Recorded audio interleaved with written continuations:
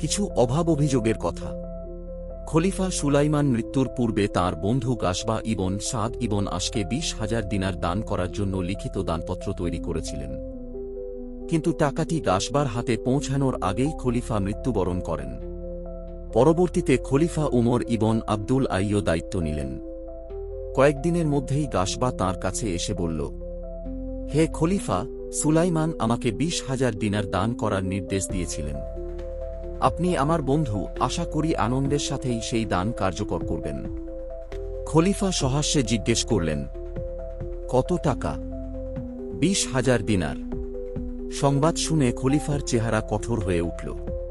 তিনি দৃঢ়কণ্ঠে বললেন, সাধারণ মানুষের সম্পদ থেকে কাউকে বিনা কারণে এত অর্থ দেওয়া সম্ভব নয়। আল্লাহর কসম, আমি এটা করতে পারব না। গাসবা ক্ষুব্ধ হলেও সরাসরি কিছু বলল না। কিছুক্ষণ ভেবে ব্যঙ্গ করে বলল, তাহলে সুলাইমান আপনাকেও যে জাবালুল ওয়ার্স জমি দান করেছিলেন, তার কি করবেন?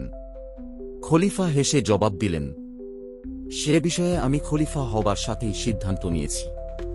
যা অন্যায়ভাবে এসেছে তা ফিরে যাবে তার প্রাপ্য স্থানে।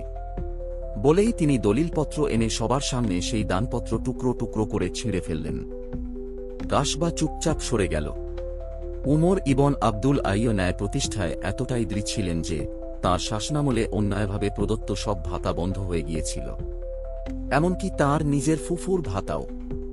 একদিন ফুফু অভিমান নিয়ে তাঁর কাছে এসে বললেন, ভাতা বন্ধ হওয়ার বিষয়ে কিছু বলব ভেবেছিলাম, কিন্তু তোমার এই অভাবী অবস্থার খাবার দেখে মনে হচ্ছে তোমাকেই অভিযোগ করতে হবে। তার সামনে তখন কেবল দুটুকরো রুটি, একটু লবণ আর সামান্য তেল। খলিফা শান্তভাবে বললেন, কি করব ফুফুজান, এর চেয়ে ভালো কিছু আমার পক্ষে সম্ভব নয়। ফুফু আবারও বললেন, তুমি বনি উমাইয়ার ভাতা বন্ধ করে দিয়েছ, অথচ তাদের প্রতি কোনো দানও করনি। খলিফা বললেন, আমি সত্য ও ন্যায়ের পথেই আছি। এরপর তিনি এক টুকরো গোশত, একটি দিনার ও একটি অঙ্গার আনালেন। অঙ্গারের উপর দিনারটি গরম করে গোশতের উপর চাপিয়ে দিলেন। সঙ্গে সঙ্গেই গোশতটি পুড়ে গেল। খলিফা বললেন, ফুফুজান, আপনি কি চান না আপনার ভাতিজা এমন ভয়াবহ শাস্তি থেকে বাঁচুক? সবকিছু বুঝে ফুফু লজ্জিত হয়ে নীরবে ফিরে গেলেন।